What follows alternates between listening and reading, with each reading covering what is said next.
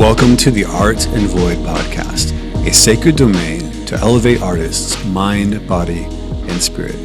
For all of you artists who are searching for a home and to find your tribe, consider dropping into the Art and Void community at school.com/artandvoid, and that's school with a K. And today I get to welcome the magical and the cosmic being that is Arden Leigh. Arden Leigh is the creator and facilitator of the Repatterning Project, a course in understanding the human operating system and repatterning trauma imprints and social conditioning in order to achieve creative freedom. She's also the sole apprentice and spiritual lineage heir to chaos magician Grant Morrison, as well as the front woman and sole proprietor of the music project Arden and the Wolves, through which she uses narrative magic to alter reality through her songwriting. She is currently working on her next book, tentatively titled A Gifted Kid Program for Enlightenment. To learn more about her work, visit therepatterningproject.com. There'll be a link in the show notes. So welcome to Art and Void podcast, Arden. I'm super happy to have you here with us. Thank you so much for having me, Jesse. It is an honor and a pleasure. Well, I just figured I'd kick things off right in your wheelhouse and where a lot of people are curious. Is magic real? Yeah. I would feel so foolish if I spent a decade of my life doing something just for the aesthetic. Right. And so what kind of led you into maybe finding a tangible practice that was, beyond sort of maybe some of the, as you said, maybe the accoutrements of an artistic style or an expression to something that felt like a real life thing you can do to I don't know, find wisdom or find empowerment. I want to put words in your mouth, so I'm just kind of curious how you stepped into this framework and understanding magic in a real sense. Yeah, I would say it really took off for me when I moved out of New York about a decade ago. And I'd spent quite a number of years in New York. And if you know anything about New York, it's a very masculine city. It's very, very rational, very logical, at least certainly the circles that I was traveling in at the time. And so while I was involved in the study of things, such as NLP and hypnosis, et cetera, which you kind of later learn are pretty adjacent to magic, if not overlapping in the Venn diagram to some extent. When I left New York and I was moving out to Los Angeles, I had this distinctive sensation that in order to heal from a number of, ongoing traumas, complex PTSD, et cetera, that I had undiagnosed, at the time, not really understanding, but knowing somehow intuitively, I have taken my left brain about as far as I can take it. I have logicked and rationalized my way, and I'm ready to resensitize. I'm ready to explore more of my feminine side, quote unquote. So when I moved to Los Angeles, I decided to commit to a study of magic, and I wanted to see if it was real. I wanted to see if, certainly there's these traditions that have been passed down for generations and upon generations, and all of these people who are engaged in this practice, like they can't all be, wasting their time on something delusional. So I set about a practice of chaos magic because it was the most comfortable to me, because chaos magic is essentially magic that is based in results. It's whatever the results that you get of your process are that determines the value of that process is your efficacy. That there is no dogma, no tradition, no prescribed way of doing things that ever takes precedent over what is the thing that gets you genuinely, authentically, and sustainably the results that you are looking for.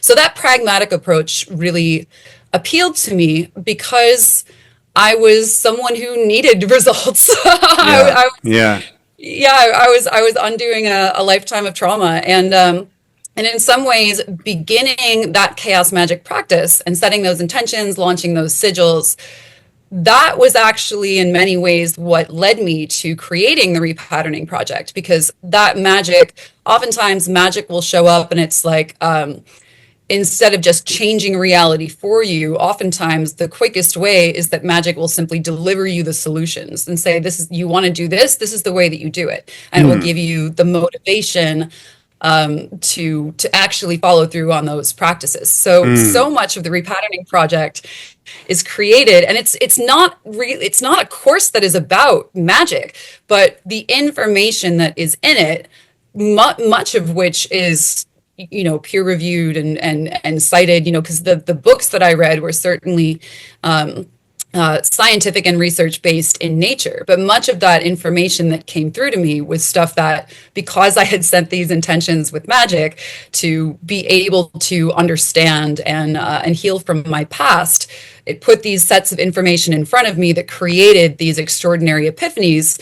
And then, about 2 years later, I was like, well, I think I'm done now, and what do I want to now do with the rest of my life? And so I put together the course, and that's now become what I do, and I'm very grateful for it. That's amazing. One thing you said stuck out to me, and this is the idea of maybe you're doing a ceremony, or I'm not sure exactly what you said, but you do something to manifest or create something in your life. But the way that it's delivered to you might not just be the end result, but more of like, well, here's the clear process for you to step into.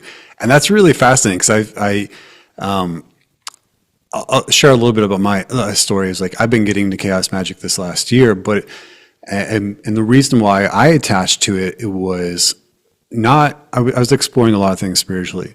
But then when I started reading this, I had my own epiphany of like, I've already been doing this my whole life.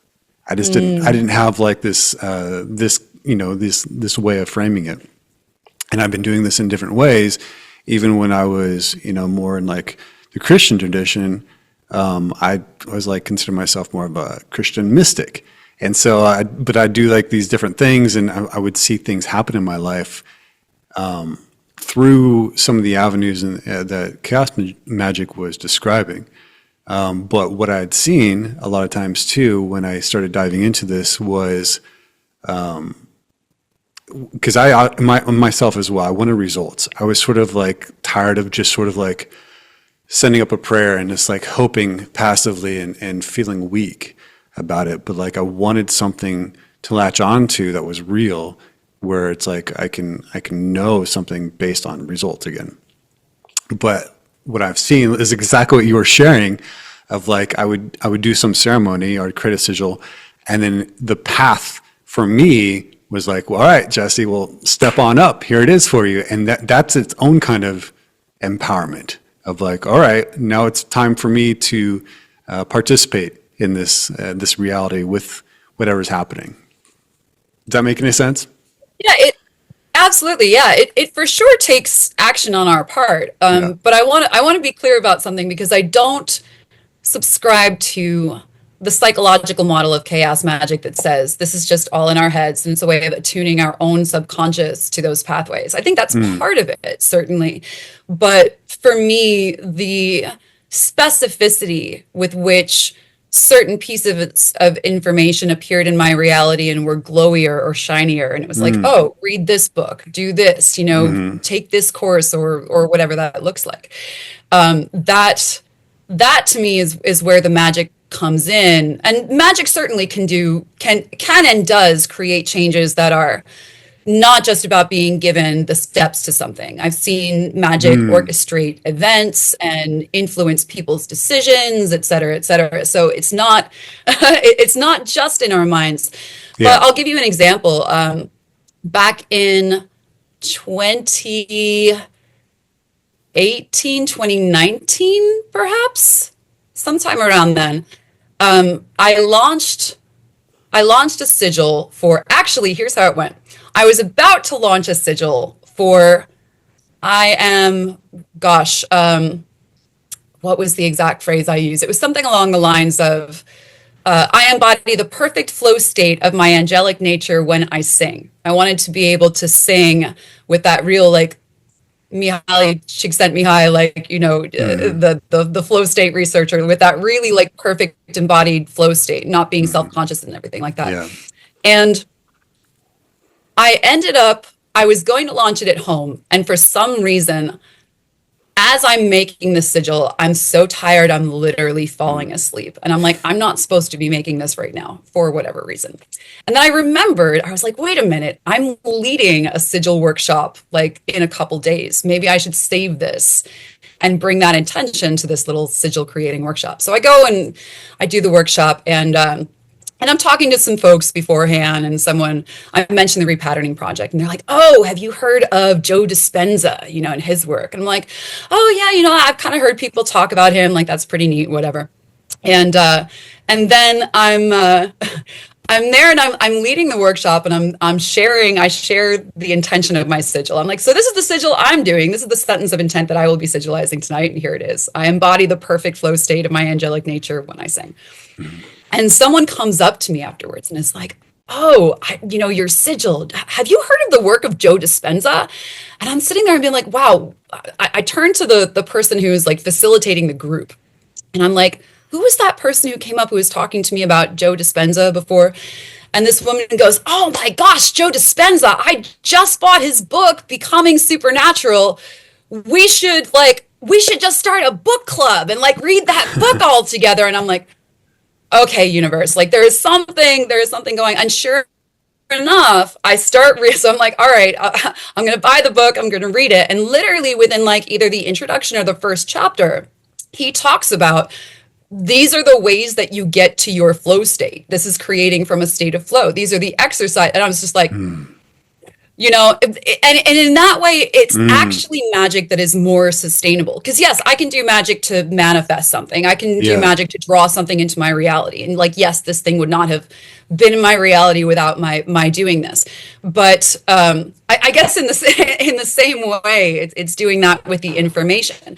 And by embodying and developing that practice with myself and saying, okay, I'm going to do these exercises, or I'm just going to even understand the mechanics beneath these exercises so that I can adapt them and understand better how to get into my own flow state, whatever that looks like, then I'm going to end up doing that sustainably. It actually ends up being a more sustainable long-term solution for me to know how to do that than to experience some sort of maybe mystical state that I can't harness and that I don't understand, and maybe give like one great performance and then be like, what was I doing then? How did that happen? So I think it actually, in some ways, it's even, it's an even more powerful solution, at least for me anyway, to know the underlying mechanics of what it is that I'm aiming for. Yeah, that's interesting. Yeah, and so when you start to explore this this other side, that was maybe less on the logic based, and you're seeing these magical happenings occur, how do you then start to give some form to that mystical reality? Because in some ways it's like part of the magic is the fact that it's a mystery. and part of the wonder that we get to explore is like the unknown. But then there's the other part of like, well, how do we actually give some tangible things to connect with it and experiment with the results? That's a good question. To be honest, I'm not sure I think of things in those terms. When I need something or want something, I do magic about it. And then it's either it comes to me and it happens, or it doesn't happen, in which case I can divine on it and I can say, is it on the way? Is it just not here yet? Is it something that I did? Did my spell fail? Do I have to hit it from a different angle? Why? Or did it show up in a actually, even when it shows up in a way that's different from what you're anticipating, usually at the very least this point in my own practice, it's sort of almost marked or tinged with something that feels magical, so that it causes that sort of pattern recognition to help you notice what that is.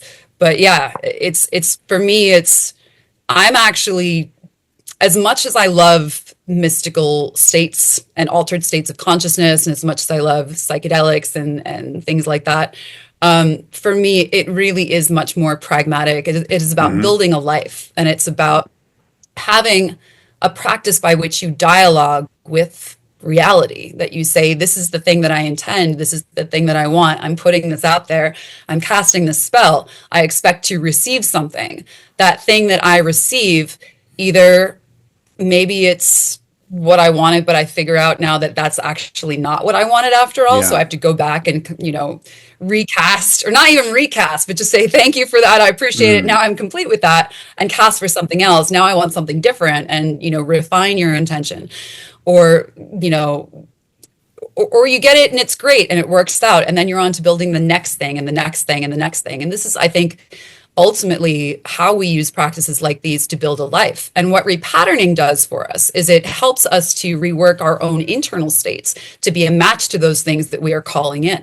There's occultists all the Yeah. time who will use magic, and their spell will pull off, but then they won't be in a state to receive that thing that they're calling in, and Yeah. they'll end up fumbling the bag.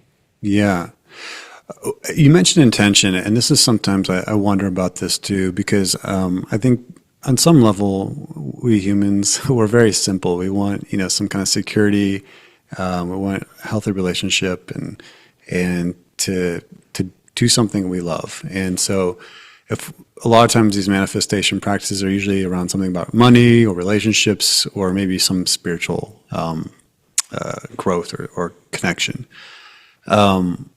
But you mentioned intention, and I wonder too if, and I'm asking this very curiously, if you've seen, maybe someone does some kind of practice or ritual or routine, and how to kind of navigate that internal intention of, is this, how do I say that? Is the desire really an unhealthy one, or is there like something pure about it? Is it coming from love, or is it coming from maybe like a space of control or power? And I don't think it's wrong to desire some power if you were going to operate with that with No, I get what you grace. mean. But like, yeah, kind of sorting through. Because I see people, and I've seen this too, and I've seen parallels where, I'm not sure what your background is, but like there'd be like faith practices of many kinds where people are sort of, making their prayers or doing their things, and if it's not received, if they don't get what they want, then it's almost becomes they feel betrayed or they feel bitter, and so I wonder like what's at the intention of their heart. If like it's just sort of like, give me what I want, and if I don't get what I want, then I'm going to feel betrayed by this divine being who I'm asking for guidance and help with. Yeah, yeah. What a great question. I want to start by addressing something you brought up of wanting something, but it's coming from the wrong place, right? And this is why I think repatterning is so important. I actually gave a talk on my YouTube, and I think it was about a year ago, actually, about why repatterning is so critical for occultists. Because for those of us who learn magic and we learn to use our will to create results in the world, if we have not examined our desires and what they're serving and what their underlying purpose is, we can just end up 10xing strategies that weren't working for us anyway. Right. I have colleagues who also teach magic, and they've told me stories about, someone who comes to them and says, I cursed this guy because I don't like that he's tall and handsome and he's dating the woman that I want. And he ended up in a car accident and he broke both his legs. Oh Was God. that me? Jeez. And the person will be like, yeah, it was. That was messed up. Why did you do that? Why did you think that was going to fix something? So for those of us who are looking for power grabs, our magic may be successful, but what does it get us in the end? And the price that we pay for the magic we do is the person that we become by doing it. And if we're just going, and I've deflected hexes before.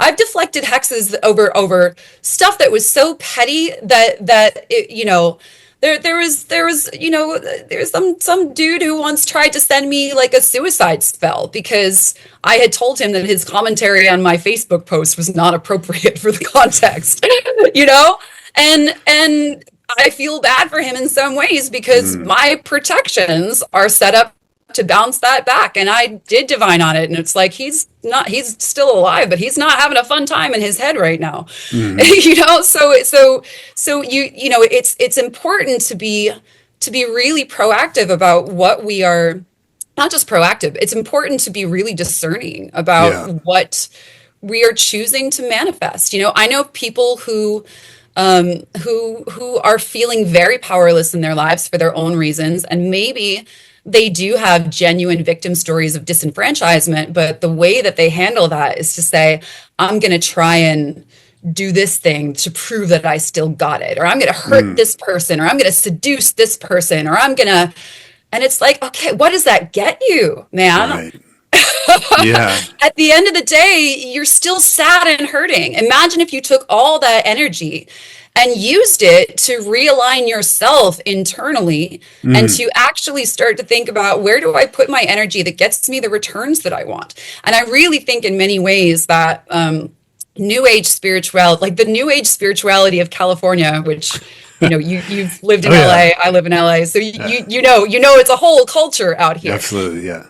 I think in some ways that actually created an extraordinary advantage for me in the beginning, because being autistic, I took it quite literally. So a lot of my first sigils were about just like, I am in the vibration of my soul's fulfillment. And oh my God, that was 2017. I cast that and my eyeballs melted out of my head with everything that happened, you know, but I was casting for all these, like, I am in my highest good and blah, blah, blah. And today, like nowadays, I will be much more trusting of my own judgment. And even if I am, doing things that are more, I don't want to say manipulative, but even if I'm like playing a greater amount of chess, then I always tell people the first 7 years of your practice, I genuinely believe you should only be casting magic on yourself. If you have every sigil that you use begin with the word I, and you do that for 7 years, and you only change yourself until your life is where you want it to be, then you may just by that practice earn the good judgment and discernment that it would take to wield your influence in the world with your magic that you've now developed for 7 years and you've probably hopefully gotten quite good at, with principles of good governance, so that your impact creates a positive outcome for everyone involved, or at least for you and your loved ones, right? Yeah. We can't always please everybody, but we want to be doing things that actually create positive outcomes for us and for the people we love. Absolutely. And just hitting back at people doesn't do that. Yeah. I think I love what you said there. And so I get, the work that you do is a both and approach.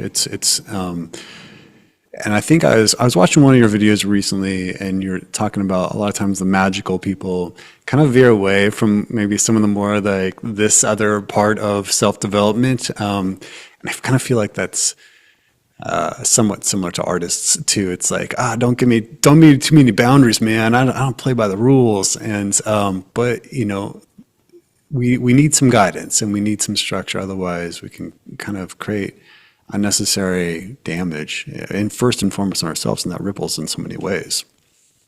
And think about how many artists also get very attached to their pain as inspiration for creating art. And they create this feedback loop where maybe something happens genuinely to them and they're genuinely in pain and they're dealing with it. And so they write a song about that. But then they put that song out there and their audience is like, oh, that's so beautiful. And that artist, even if it's unconscious, especially if it's unconscious, feels this, oh, when I'm in pain, that leads to my success, right? Absolutely. And then we create that internal algorithm that if X, then Y, that all our patterns are based on, or those, conclusions that we come to in our heads by the things that we associate, our unconscious understanding of the cause and effect in our lives.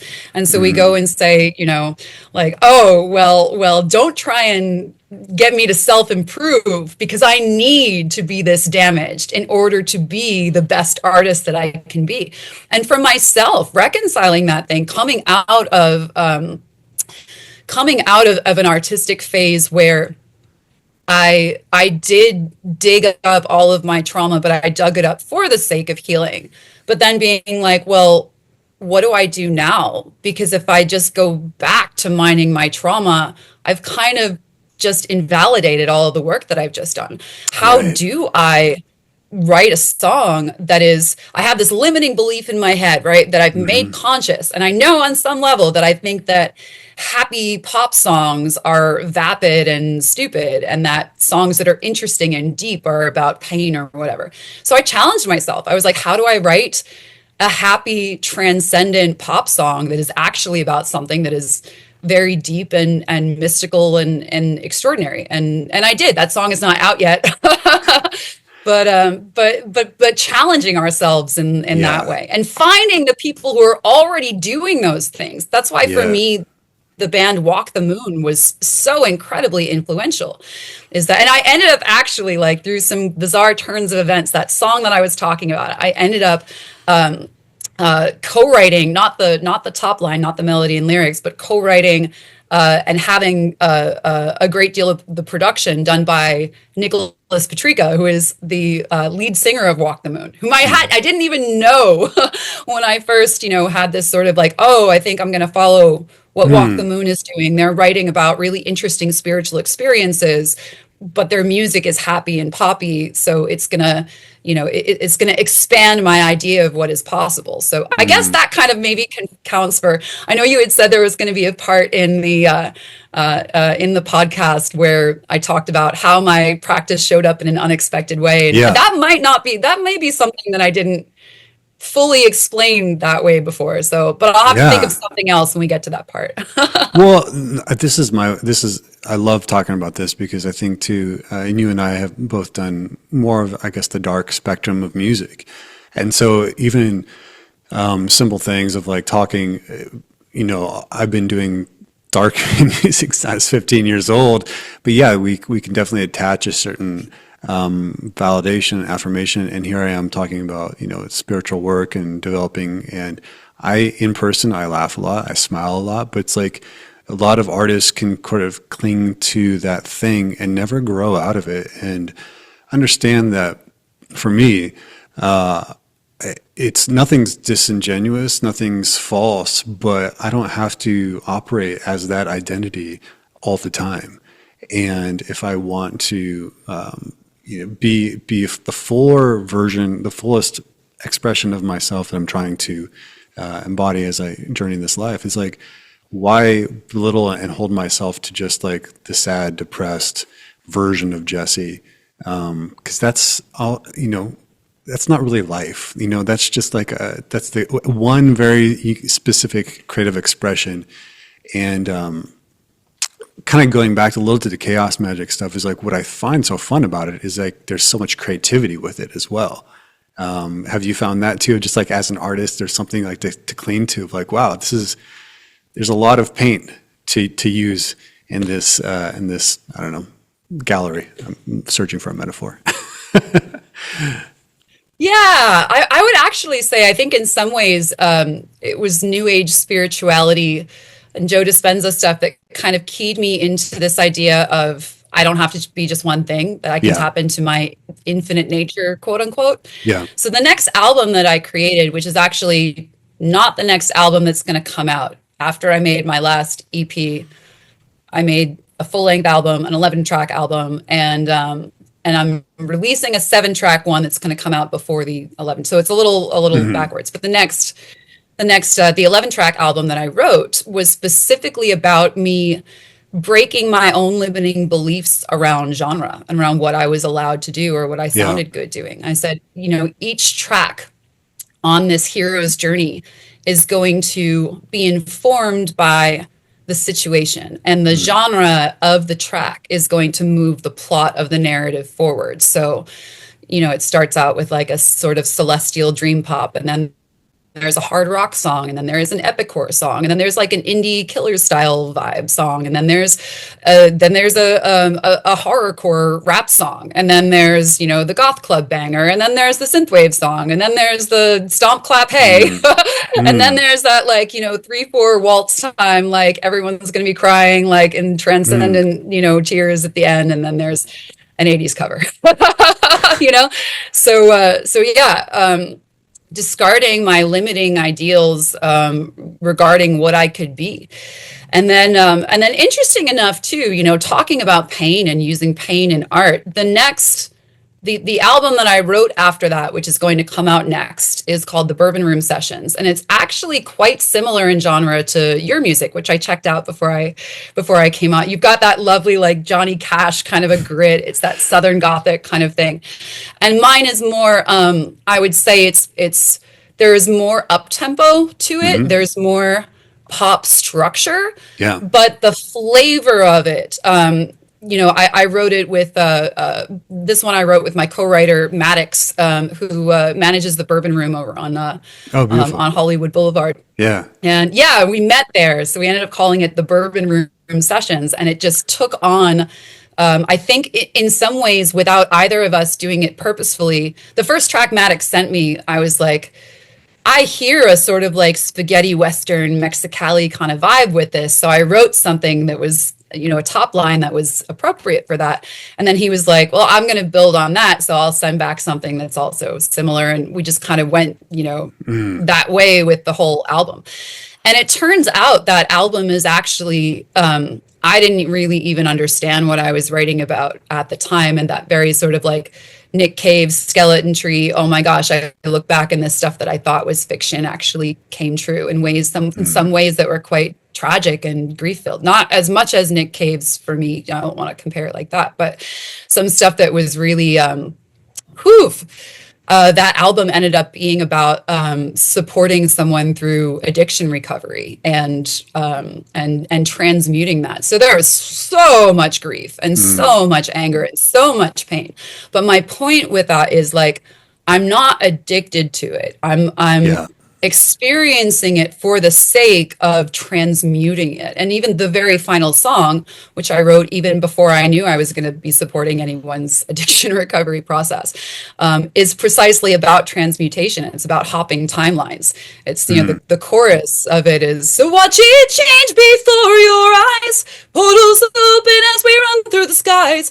And that line of like, suddenly everything can change, is that kind of same thing where you're in this deep underworld experience journey with this person. And at some point you can kind of, once you've mined it for everything that's there, you can be like, we can choose something else right now. This reality that we have gotten stuck in. And so it's kind of funny that actually Maddox, my co-writer, was like, are you sure this song works with all the other songs? And I was like, Maddox, this is why it works on the album. Because we've been through all this deep grief that was encapsulated so well by that Southern Gothic genre. And then in the very last track, it's like, we don't have to be doing this still. We can change our minds and do something else at any time. And that's, once you've gotten to the root of the problem anyway, and you mined it for that deep cause, that deep sustainable thing that is going to change, that real repatterning thing where you acknowledge the underlying need of whatever that addictive process is, and then you meet that need sustainably through something that is healthier, instead of just squashing it down or trying to pretend that need doesn't exist, like you've probably been unconsciously doing your whole life. And then you can, you can, when you get to that root, you can flip the switch. So what we do in repatterning as well. So yeah, you can you can do that through music, of course, also, and tell that story through genre. And yeah, if you are going to write about pain, I mean, good God, I beg artists all the time, like, do not let this go to waste. Learn from it and unearth it and transmute it. Do not wallow in it.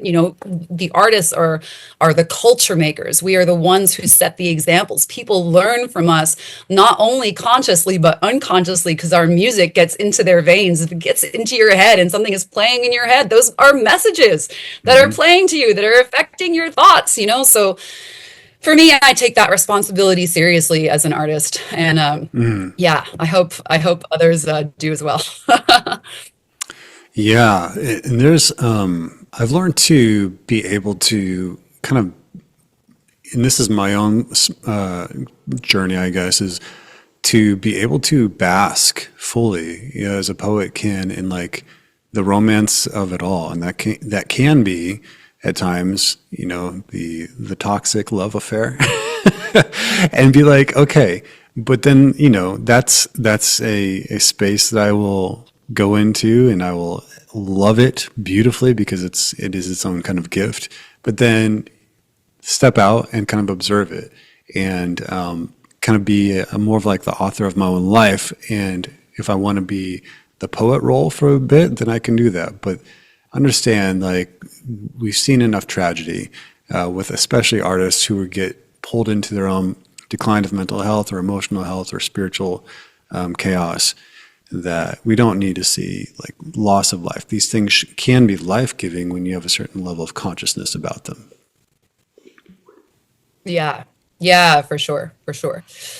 And yeah, yeah, as especially as artists get more and more famous and more resourced. I do look at Yeah, artists out there and I'm like, if you have that much success, that much fame, that much wealth, and that much agency that you've accumulated throughout your career, and you're still, pardon me for saying it, but like whining to your audience and expecting them to be your psychotherapist, I'm like, yeah, please use your resources better. yeah, It's okay to be in pain, but yeah, what are you doing about that pain? yeah, What are you exactly. learning from that pain? And good God, I have gone to frightening depths of pain with my songwriting, but my aim is always to learn from it, to come out of it and say, how can I, either transmute this or use this at least to expand my compassion, to Yeah, for sure. expand my awareness, to key Yeah, into life more, rather than use it as an excuse to sit out and just say, oh, well, my such life is is life. whatever. Yeah, Lonely yeah, is the muse. yeah. Poor me. Yeah, So I'm exactly. sorry, but like, And there's a I don't yeah, know if you listened to the new Halsey album, but I was just like, oh, I just want so badly to just be like, come on, you've got so much. You've got so much that you could do to change this around, and you're gonna come on and say like you're just a muse. yeah, Look at your Spotify numbers. yeah, No, girl, you are the artist. You are the creator. yeah, Take back this power. yeah, yeah, yeah. And Don't there's be the muse if you don't want to. and I love it. I love hearing a rant, a good rant. And there's like some artists too. I grew up in the '90s, and it's like they were heroes of mine in the '90s when I was an angsty teenager, and they're still kind of singing the same Yeah. thing. And I'm just like, you're kind of just becoming a parody of yourself. You're not really like developing in a certain way. So, but then there are other artists that Yeah. do, and they kind of embrace the growth of their artist journey. I'm like, super excited to hear this. When's the do you have a schedule, or do you kind of just working on things as they go? You have this one album first, and then the Bourbon Room Sessions. Is that right? Bourbon Room Sessions. Yeah. Yeah. So I don't have a schedule, but I do Yeah. have divination Okay. because it's more important for me that all the correct elements come together than that I Mm, released it. I mean, believe me, I wanted to have it released a while ago, but the divination right now says we're on track for a May release. So wow. I'm Okay. knocking on wood for that one. And then my goal with that is my goal has actually always been that for the full length album, the 11 track one, I want to do that with a label. I want to, because there's important stuff for me behind it, important just beliefs that I want to put out into the world. And so I'm hoping that having a label will help me to achieve that.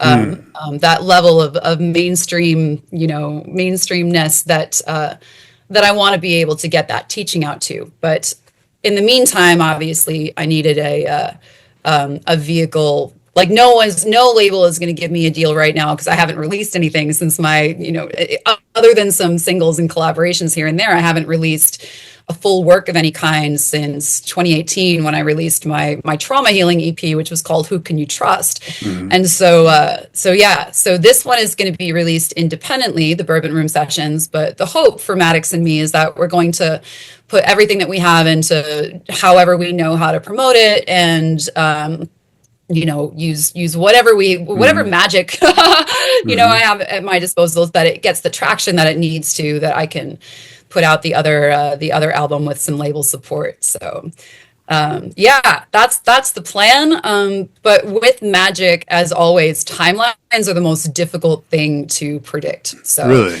my divinations are quite good, but I tell people all the time, I'm like, I'm terrible with timelines. You know, I always think things are going to happen sooner than they do.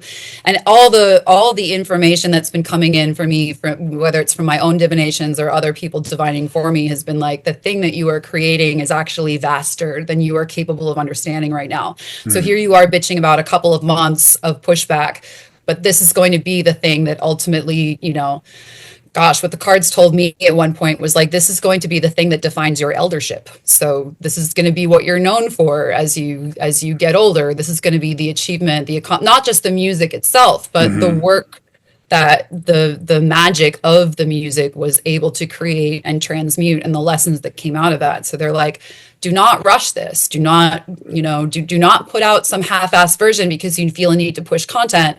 You really Yeah. need to make sure it's the thing that you want it to be. So Yeah. hopefully May.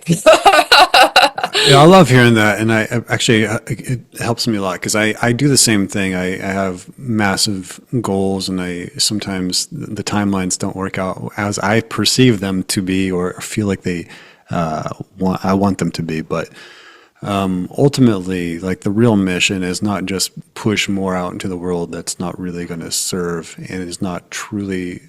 Sometimes things need to marinate in the soul a little bit longer and find their right timing. So I've tried to become more patient while still like it's more my own kind of bullshit that sometimes I'm just like, why didn't I get more done this week? I was like slacking off here and there. But as I'm looking at this next year, I'm like, yeah, I have a lot of things I want to create, but I have been sitting on them for a long time. So now it just kind of feels like the thrust. But I think it's just really important for people to hear and understand, like, don't rush this stuff. Like when the timing is right, trust that timing and make sure that it's not half-assed, as you said. It's not another cheap product that just people are putting out into the world, but there's a full connection and imbued with your heart and soul, because that's what we need more than just more. Yeah, yeah. I kind of feel sometimes like releasing a single here and there is a smart thing to do. You know, if Absolutely. you want to feel like you want to stay relevant, and Yeah.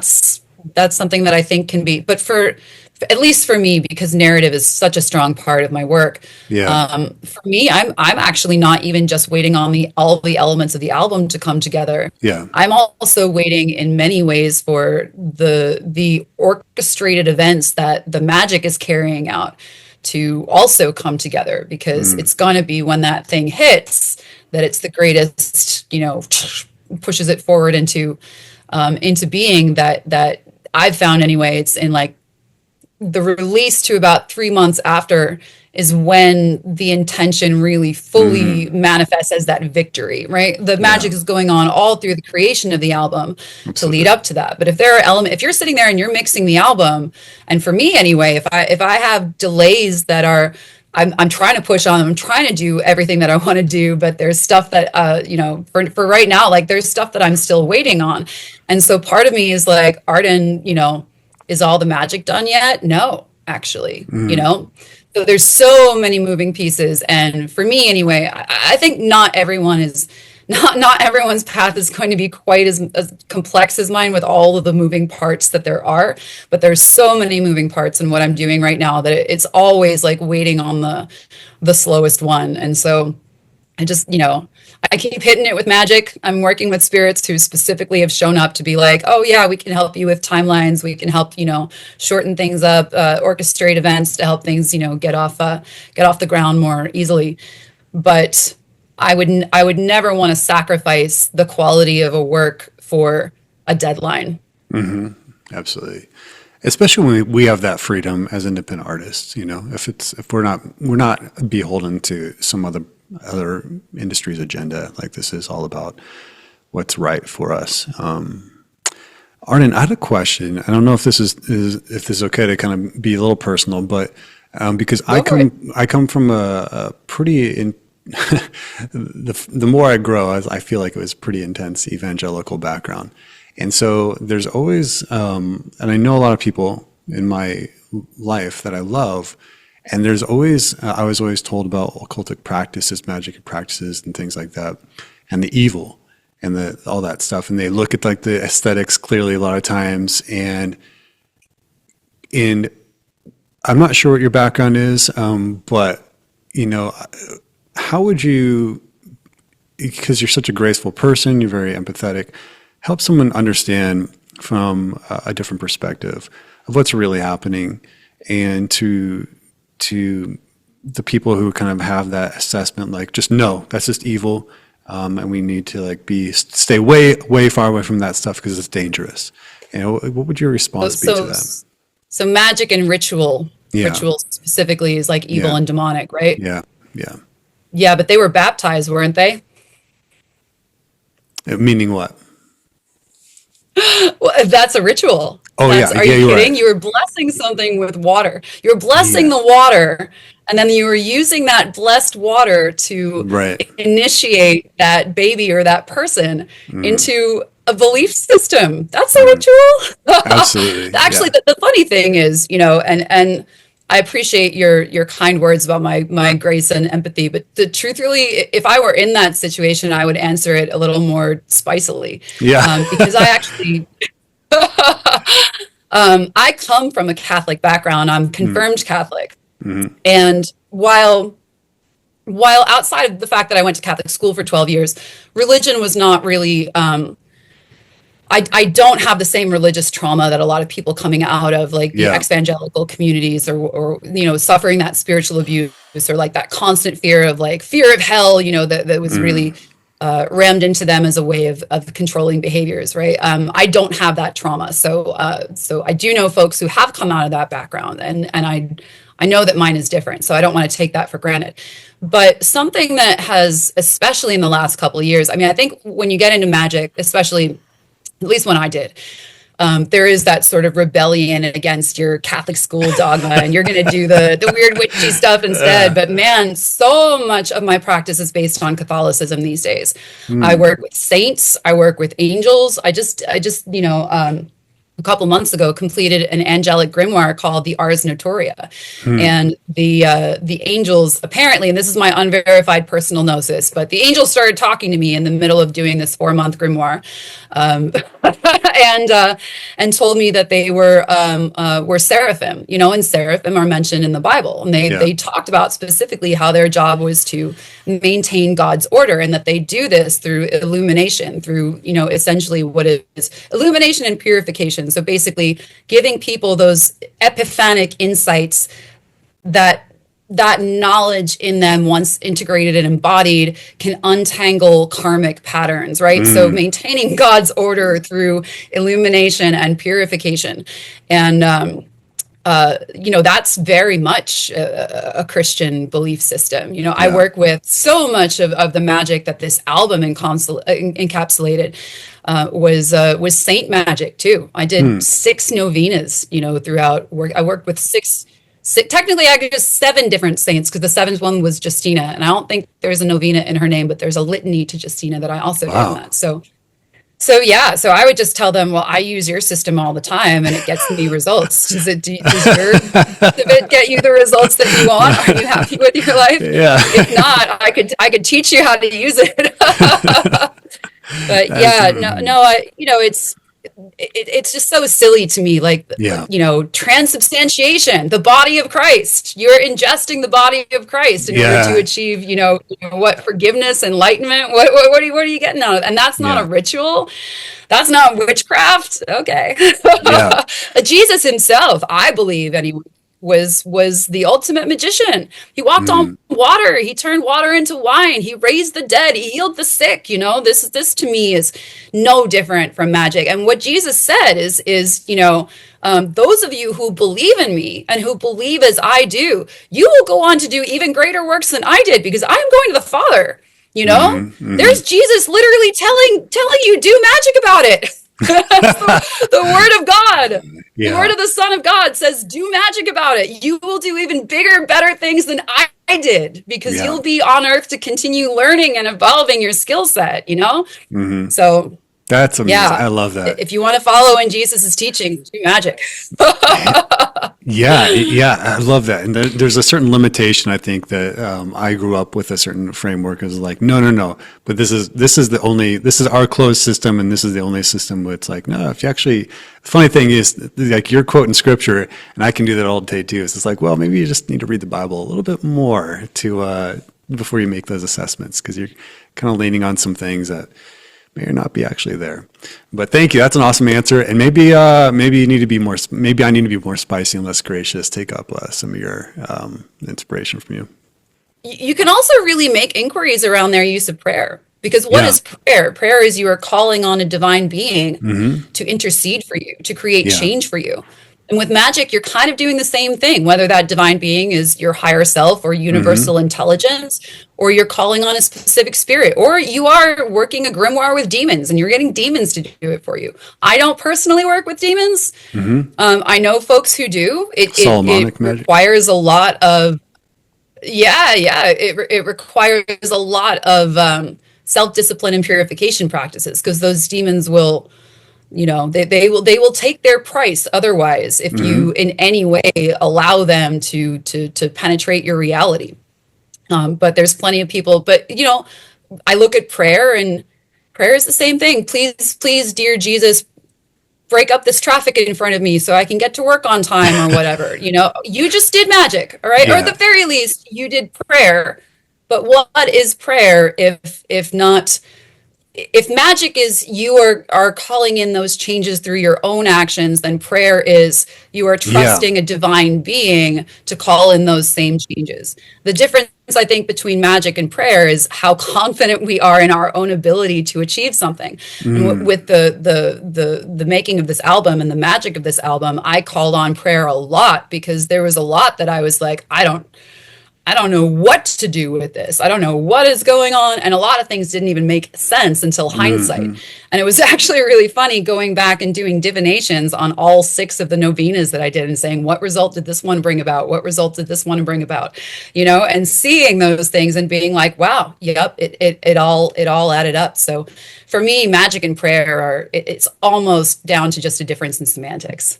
I agree. Yeah, I think we have a lot of the base underlying spiritual practices that we're all engaged in.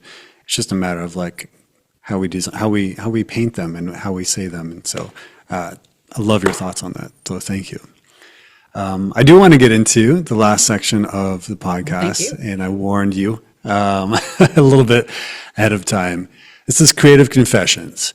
And this can be, I know you're an open book, but this can be where you share a surprising story or confession about your creative journey that you've never shared publicly. But if you already shared everything, or you don't want to be too revealing, that's okay too. This can also be can maybe like a forbidden fantasy, or an idea that you secretly want to do artistically, but maybe never even said out loud, or maybe admitted because it seems silly, or maybe seems so far-fetched. So Arden Leigh, what is your creative confession? What is my creative confession? So interesting, because there actually were a couple of things that I touched on today that I haven't really talked about yet, including much of the bourbon room sessions. I haven't really. I'm still integrating a lot of what happened. But one thing I will say about the path, without revealing too much personal detail, because I still sort of need to sort out for myself how I'm going to be telling this story. But sometimes you can write songs without knowing where they're coming from, and they can feel just completely fictional to you in that moment. And there's something that maybe you feel inspired about, you feel passionate about, but you can't point to anything in your real life that this is about at this moment. And then that thing will show up in your reality, and that thing will happen. And sometimes there are also consequences that may feel devastating at the time, including with the magic that we're doing, including sometimes even with the prayer that we're doing. And even sometimes when you pray to a being as benevolent as a saint, right? You would expect that everything is going to show up in this graceful, angelic, oh, we were raining healing down on this situation, right? But there are some seeds that only germinate through fire. There are some patterns that are so deeply rooted that if you ask for the swiftest and smoothest way possible, and you're thinking, all right, let's just get this done, swift and smooth, but actually the swiftest and smoothest way possible to unearth that deep pattern involves explosives, right? Because you can sit there digging all day, or you can have some TNT on the site that blows it up, and you get your quarry a lot sooner that way. And there were times even when the peers or colleagues of mine who I trust to read for me, who I trust to divine for me, would be like, all right, let's see, where along the way did this screw up? Where did this get wonky or whatever? Like, how did this go off the rails? And then we'll pull the cards and it's like, oh no, this happened on purpose, because it had to bring up all the stuff that was underneath that otherwise would have just continued to be repressed. And so there were events that needed to trigger that, because any wound that is to be healed must first be triggered into awareness. So I advise everyone, if you are doing magic that maybe is calling up deeper results than you had anticipated, things that appear messy on the surface aren't always bad, quote unquote. Things that happened for me that certainly plenty of people on paper would look at and say, this is messed up, this is a really bad situation, ended up being precisely the events that led to the healing that was needed. So I suppose my confession around this one is, yeah, shit got real, man. It hit the fan, and all I could kind of do was keep divining and asking for guidance and praying and whatnot. And the album's not out yet, and I think when it is out, I'll be able to reflect on it more completely. But I do feel like I'm starting to see how all of the dominoes fell, and starting to feel confident that that everything I reached that hurdle where I was like, okay, I think we've got it. And even my spirits were like, you've crossed that point by like your victory is now assured. It's just it's just a matter of time. It's a matter of how things play out. And so developing that trust was really key. Yeah. Is that confessional enough? Now I have to hear the music. Now I have to hear the song. People would be waiting with much anticipation. But yeah, I've experienced. I'm picking up some of what you're saying, and it's a fascinating thing. It is a magical thing to have a song or a story or even a film, in my case, come through me, and then I didn't even understand it till later. It just seemed. Yeah, and that, I talk about that in other places, but yeah, that open channel of just like, I think artists many times have a special access point, and they're used in this very interesting way to channel that divine spirit. And there's a lot of mystery, and so, but yeah, I hear what you're saying. It sounds like quite an experience, and I want to hear the results of that experience. Can't wait. So you got to share that with me once it's out. Me too. And thank you. I appreciate that. Yeah. Arden, it's been such a blessing to have you on Art and Void podcast. Before we go, how can people get in contact with you? I know you got something coming up, so share a little bit more about how people can reach you, follow you, and get involved if they want more direct connection with you and your work. Yeah, the next round of the Repatterning Project starts on February 2nd. So I am currently enrolling now, and folks can find out more about that at therepatterningproject.com, as you mentioned earlier. And on pretty much every platform, I'm at It's Me, Arden Leigh. It's me, Arden Leigh. Instagram. Yeah, it's me, Arden Leigh, for Instagram, etc. And yeah, my YouTube, I'm pretty sure if you just type in Arden Leigh, my videos will start to come up, so you'll find my channel pretty easily there. And that's about it. Beautiful. Check out her music. Check out all of her deep, wonderful, magical, and spiritual work. And thank you for joining Arden and myself on this episode of the Art and Void podcast. Hope you found some inspiration, some insight from this conversation that will help inspire you in your artistic endeavors. And remember that the void is not an emptiness to be feared, but a space of infinite possibilities waiting to be explored.